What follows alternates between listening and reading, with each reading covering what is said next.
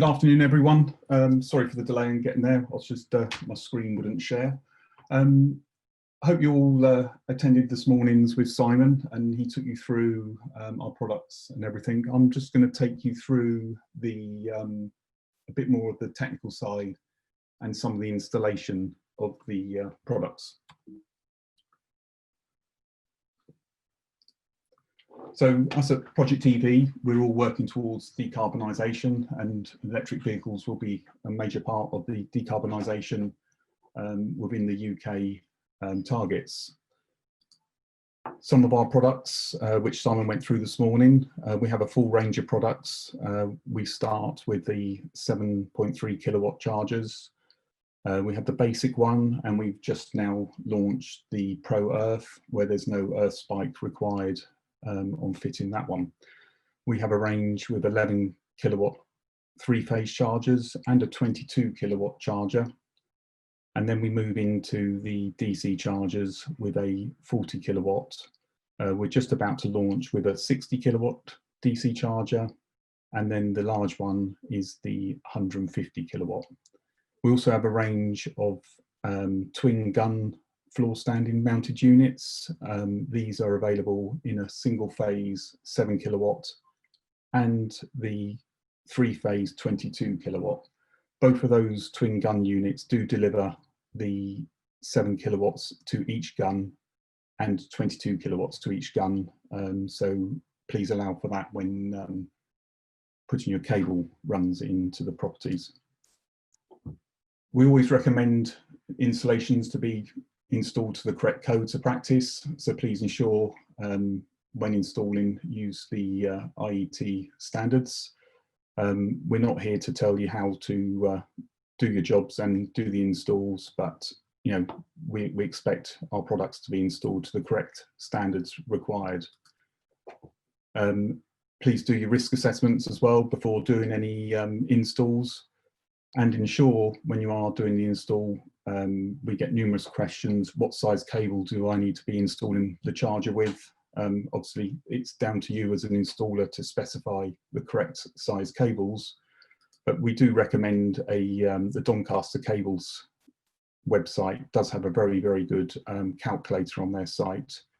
There is a link at the bottom of this page here, and what we can do is I'll send this deck of slides out to you so you can actually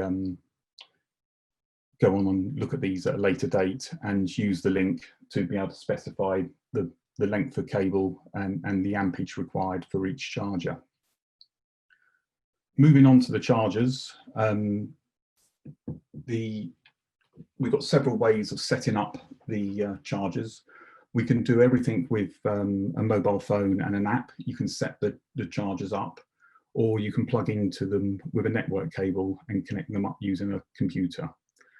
So what you need to do is download the app from the App Store or Google Play Store, create an account, and then you can progress to add on the charger. We have set a little video up on how to set the chargers up using a mobile phone and the app, and I'll just play that one for you now.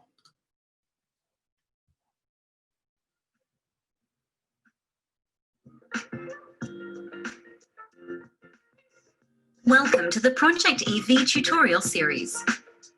In this video, I'll show you how to set up a Project EV car charger via the mobile app.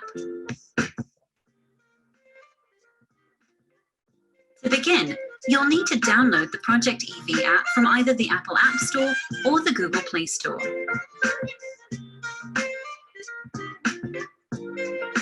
Now open your Wi-Fi settings. Make sure that you're connected to your home Wi-Fi, that your router operates on 2.4 gigahertz, and that you have a stable connection. Open up the Project EV app. Press Add a new device. Enter the serial number of your EV charger. You can see on screen where this is located. This can be found on the side of the charger. Once you've entered the serial number, press Confirm to continue. Go back to the main menu. Head back to your Wi-Fi settings. Now put the charger into pairing mode. To do this, switch the charger off and then back on. This will enable the pairing mode for around 60 seconds. Within the available Wi-Fi networks, you should see the serial number for your charger. Connect to its hotspot to continue. Use the password 12345678 to connect to the hotspot. Open the Project EV app. Select the hotspot icon in the top right corner. Your serial number should now be displayed. Press Connect.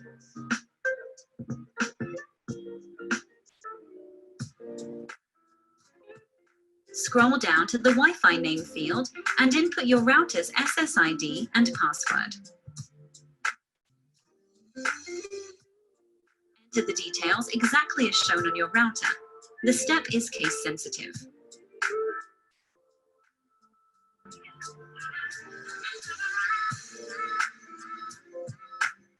It's important to make sure you enter the details correctly, otherwise your charger will fail to connect to your router.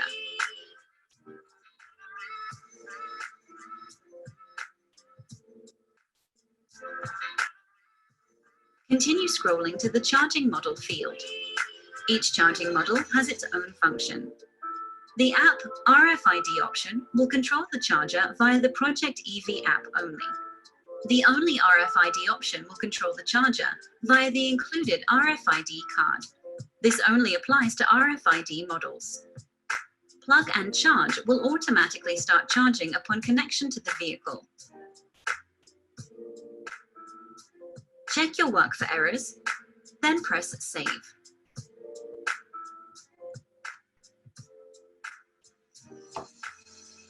Your initial setup is now complete. Now go to the charger settings. Select Parameter Settings. Change the charger name to suit. As an example, we've chosen My Charger.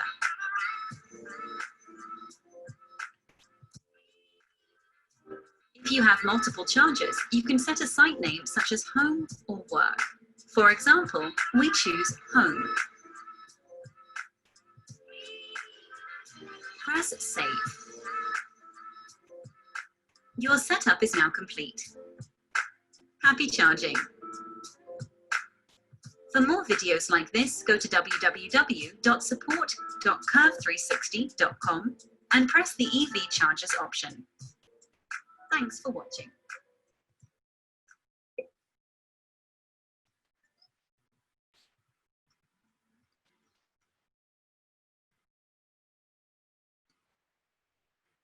Okay, I hope that was quite clear, but if there is any questions, you can email in and we'll be able to answer those for you.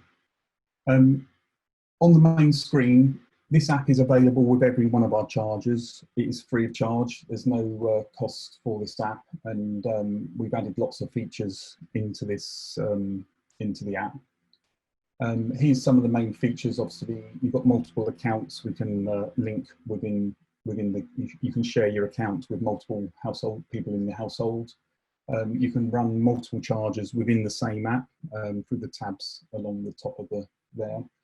The solar functions, we have 3 functions within the solar modes. There is fast charging, there's Eco, and there's Eco Plus.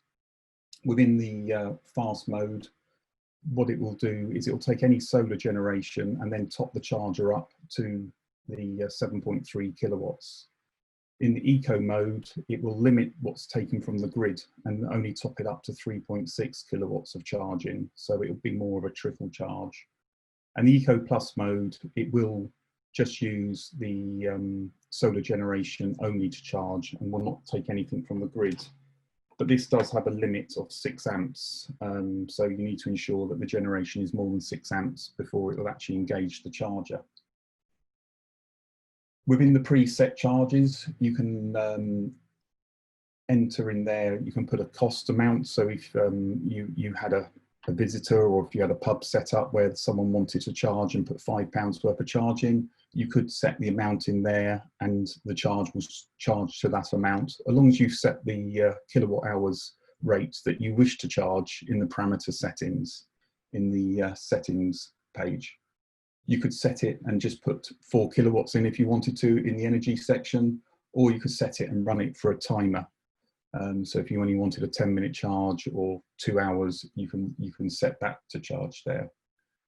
You can also schedule reserved charging. This can be done repeated daily, works very good with some low energy tariffs. But we have started noticing now that a lot of the cars that will go into a deep sleep when using this facility, and when the charger tries to send the charge to the car will reject it. The way to get around this is to put the charger into a plug and charge mode, and then set the car to start and request the charge at the time you require, and then the charger will give the charge when in plug and charge mode. The settings menu, you saw that in the little video. You can go in there and you can adjust all the settings. You can change the modes between the mode 1, 2 and 3, which is the app mode, RFID mode and plug and charge mode. You can also control your the charger's name and all the kilowatt hours settings and the rates that you wish to pay. When you are doing into a setting that does have a sensitive, and it could be could affect the operation of the charger, it does require a password, and the default password on this is 000000, and that's within the app, and then it allows you then to adjust the settings, and you just press save. Start and stop, this you will engage just starting and stopping the charge when you're in app mode, and then it records all the sessions as well, and the charges are recorded, and you can see those when you go into the records. We've also added a new feature to the chargers. You will be able to lock and unlock the gun. You can have this in more of a manual operation or an automatic operation, where manually you can physically lock the guns in. Where they're not tethered units, it will lock the gun in there and unlock it. So if you didn't want to take the cable with you every time, but if you do put it into automatic, it will release the gun when the charge is finished. The hotspot is the icon you need to click on when you originally do set the charger up for the first time, or if ever you need to get back into the charger and adjust the main board settings. You can do this through the hotspot settings like we showed you in the video. Some of the modes that you'll see on the charger, if it's showing unavailable, this means that there is no internet connection to the charger, and it is offline basically. The charger will still work in this mode if it's in plug and charge, and it will work in RFID mode if you have an RFID charger. Using a valid RFID card, it will start and stop, but you will not be able to start it by using the app if you're in app mode when it is unavailable. When installing the chargers, we always recommend trying to make sure there is a very, very good Wi-Fi signal, because at the end of the day, these are an IoT device, and they are only as good as the connection to the internet. So if it is available that you can hardwire these, then we always recommend hardwiring. If not, sometimes if you find the signal is quite weak, especially on the outside of the property, maybe installing a TP link to boost the signal before it goes to the in the area where the charger will be, to eliminate any drop off and not be able to start or stop the charge. Available, that means the charger is online and it is available to be used, so you can plug a car in. Once the car is plugged in, you see the status of preparing, and then obviously you start and stop it by using the app, or you can use the RFID cards, or it will start automatically in plug and charge mode. Charging, it will run round and charge until the vehicle is full, and then it will stop, and then if it does go into fault at all, you will see a faulted message come up. It will also see, there is another message that's not displayed there, is a suspended EV. That is displayed when the stop button on the side is pressed on the emergency stop. This is also the suspended EV also shows when the car is actually finished charging. If you want to add another user to the account, here's a few slides just to show you how to add the other user. Just go into the authorization management, add a user. They must have also downloaded the app beforehand and created an account. And you actually put their account name in there, and then they will have control of your charger. They will not be able to go into the settings and alter anything. All they will be able to do is you'd be able to use the functionality of the charger, starting and stopping it. They won't be able to adjust anything within there. One thing for engineers, what you find is they normally like to set the charger up on their own phone in their own account, and then set it all up for the customer, and then set the account up on the customer's phone, and then hand the chargers over. But for security, the chargers are binded to an account, and you can't have the same charger running on 2 accounts unless you share the account. So if you do set it up on your own phone and then you want to hand it over, you must delete it from your own account before trying to load it onto the customer's account. So to do this, you just hold your finger on the button for the charger you want to delete, and then accept it. You will get a warning message, accept that, then it will remove it from your account. And then within a minute, the server will update, and then you'll be able to add it to the customer's app, and then they'll have full control of their charger. You can always be added as a secondary user to the customer's one if ever they call you and you want to see what the problem is with their charger. Or you can always call us. We can see the chargers if they're on the network and they've got a connection. We can see the chargers in the back office, and we can adjust most of the settings remotely and send firmware updates. As an installer, it is easier to do all the configurations using a laptop. It gives you a lot more control over it. But the chargers they're all default IP address is 192.168.1.5. So to be able to access it with a laptop, you need to make sure your computer's IP address is within the same range as the chargers. This is then what you do is you go into your web browser. If you enter http 192.168.1.5:8080, then you'll be able to log into the firmware of the charger. If you are asked for a password at this stage, some of the newer chargers coming out now are asking for a password. Some of the older ones don't have a password, but the password will be 1, 2, 3, 4, 5, 6, 7, 8, and this can be updated in the firmware if you require to. Here is a short little video showing you a connection using a laptop. There's no sound on this one, so don't worry if it stays mute.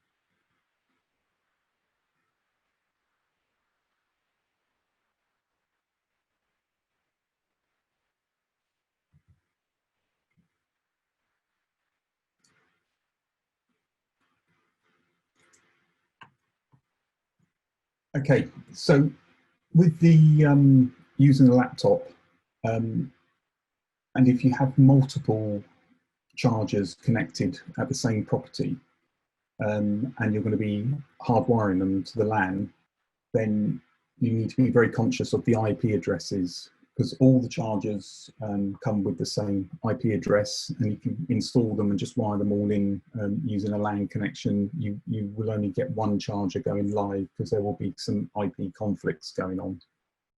So these areas here are all the main areas that will cause the chargers not to connect.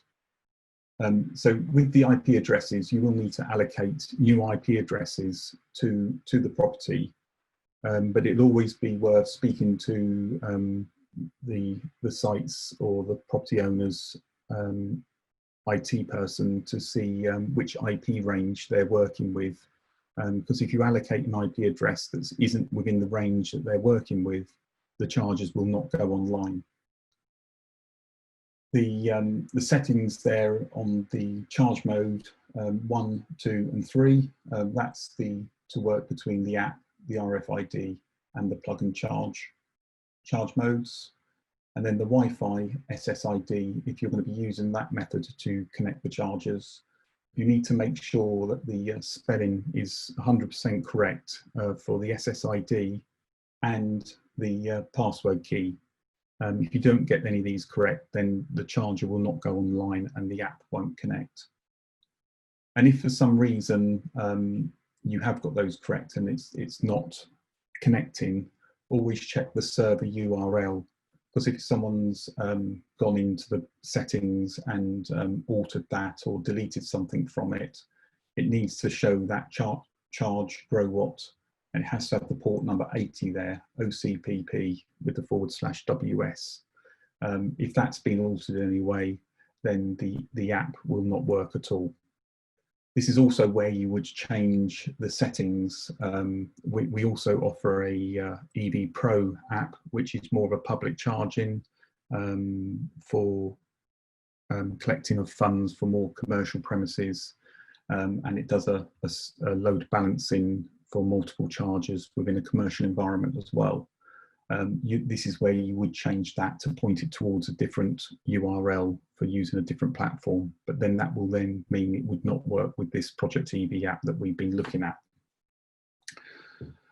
Also on this page, you can set the maximum current going out to the charger. Obviously they all come defaulted at 32 amps, but if the property doesn't have that supply and you don't want to fit a CT clamp to use a dynamic load balancing for it, you can downrate the chargers down to wherever you want it to be, 20 amps if required. That's all done here as well. Apart from that, there's nothing else you really need to set on these pages. Those will be the only areas that you would need to do. Our new Pro Earth charger, we've made quite a lot of changes to them. They're a lot more easy to install. We're getting some very good feedback from these. People are actually being able to install a lot more within a day. I've got some engineers that are doing 4 jobs a day now, where before they were actually doing 2 jobs a day. These are ones, they don't require the earth spike, so it is a lot quicker to be able to do. So within the chargers, there is some fault codes and what will be displayed. Normally you'll do it by the LED lights, or if you've got one of the larger chargers, the floor standing ones, or the 11 or 22 kilowatts, they do have an LCD screen display where the message will be displayed. And these are the fault codes that what you would see come through. And again, if you do get any of those coming through, we can remotely diagnose them. So you can always give us a call and we can assist. This is inside the side panel from the new Pro Earth, available in the 7 kilowatt and the 7 kilowatt with RFID as well. What we've done is we've made it all a lot more easier, and everything's all within one place. The network cable comes in through up at the top there, you can see the Wi-Fi network card. We've made that more accessible rather than having to remove the front cover if you ever have to get to that and change it for a 4G card. So now that can be exchanged in there. Underneath that Wi-Fi card is the SIM card, where you would put the 4G SIM card, and then you just replace the Wi-Fi card with the 4G control board, which sits in the same slot.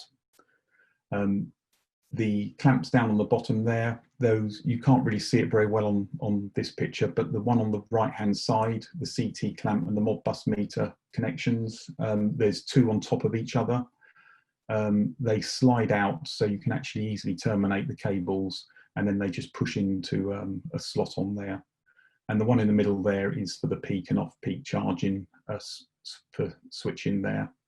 And then you've got your incoming mains on the left hand side. If ever you've had to, you've installed it, maybe you've changed the IP address, or you've set some configurations and you can't remember and you just want to go back to the beginning and start again. If you was to remove the front cover, there you will see a factory reset button, and then if you hold that for 5 seconds, you'll then get a long bleep, and then the unit will be back to its original setting of when you received it. The network card also has a reset button on it. You press and hold that for 5 seconds. There is normally some blue lights on there.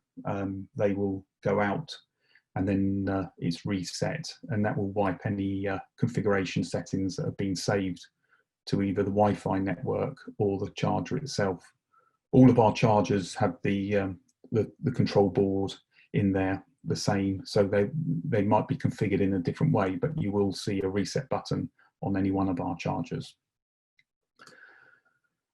All of our chargers have the functions to be able to use the solar generation or the load balancing. The load balancing is a one-to-one basis. Within the chargers, it doesn't do multiple chargers on one incoming main. For that one, you do require the EV Pro app for that, which is more of a commercial environment. But for residential, you can set them as load balancing, or you can do the solar generation, where you can use the eco mode, the fast mode, or the eco plus mode we discussed earlier. So the one on the top on those terminals is for the CT clamp connections, and then the digital meters for the Modbus meters would go in on the bottom set of terminals, and you'd use the same terminal for either the solar or for load balancing. And this diagram just shows you that the CT clamps, where you need to position them within the incoming main for monitoring either way, but it's the direction of the angle. If you're monitoring the export or you're monitoring the incoming main, that's where you would put the CT clamps.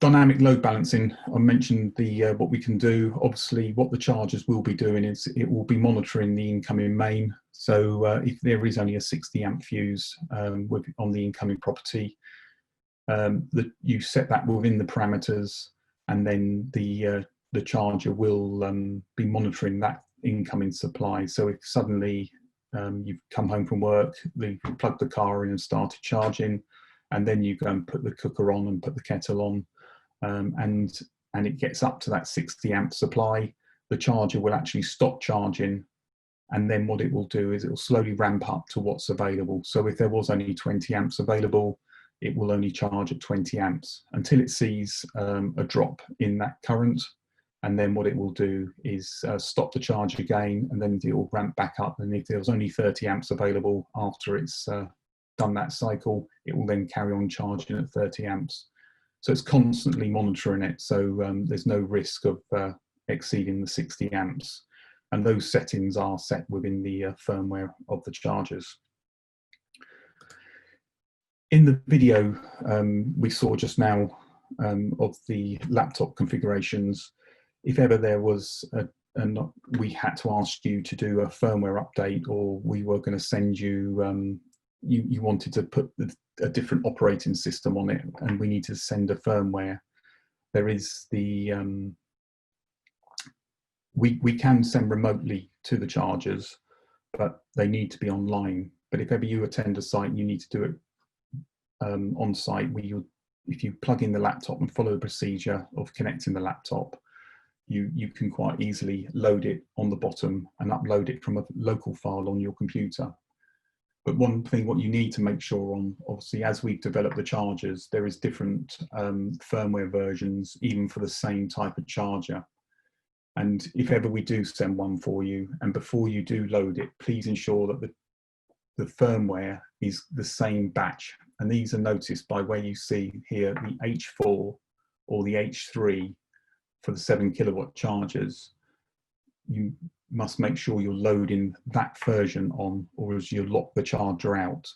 And then the only way to be able to do a firmware after that to get the charger back to working is you have to then do a firmware upgrade by loading the firmware onto a SD card and flashing it directly to the board, which can be done, but you have to configure the SD card, which we can send out to you to be able to do.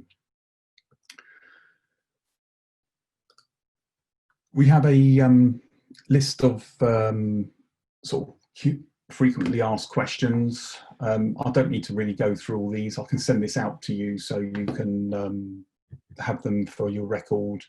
But it's just silly little questions. A lot of them, a lot of questions. One of the most common ones is my charger's not working. It's flashing red at me, and a lot of the reasons for that is that someone has actually pressed the emergency stop button on the side. This is quite a common where people do ask that one. Latest firmware. Sort of topping up is another regular one people ask for. Am I on the latest firmware versions and what they are? I mean, for the regular installers, we can keep you updated on what the firmware versions are for the current models of the chargers that you're installing. But we'll always send out to the wholesalers the most up-to-date version will be loaded onto the chargers. There's a few more frequently asked questions on there, which I'll send for you to go through. We've included here a few of the sort of useful links to websites just to be able to assist in the push for electric vehicles, really, and electric car charging. One of the best sites on here, I don't know if you've come across it, is the ev-database.uk site. It has every electric vehicle available in the UK, and it has vehicles that are coming over the next 12 months as well. You can go in and see all of the battery sizes, what size inverters are fitted in the cars. One of the things that what we do find is a lot of people think they want to upgrade their chargers, and actually they want 11 or a 22 kilowatt charger, but actually they've only got a 7 kilowatt inverter in their car, so the car will not charge any faster. And this is quite good to explain to customers what their actual vehicle's got, and to be able to specify the right size charger for the vehicle. Useful there as well is the company car tax for businesses. Lots of people are asking questions on those as well, and the benefit in kinds. There's a calculator there, so if you want to be able to quote them on the benefits of getting to electric vehicle. And then obviously, if you want to become an approved installer of our product and you're not already, all we need from you is a copy of your insurance certificate, public liability, and some proof that you have passed a EV course. If you wanted to send that through to us at info@projectev.co.uk, we can process that for you normally within 24 hours and then send you a certificate back, so then you can send on to OLED to registered to be able to install our products and claim the OLED grants. And thank you all for attending. If you do have any questions, my name is Richard Penk. You can send any inquiries through to that same email address that you had just now, info projectev.co.uk. Thank you very much.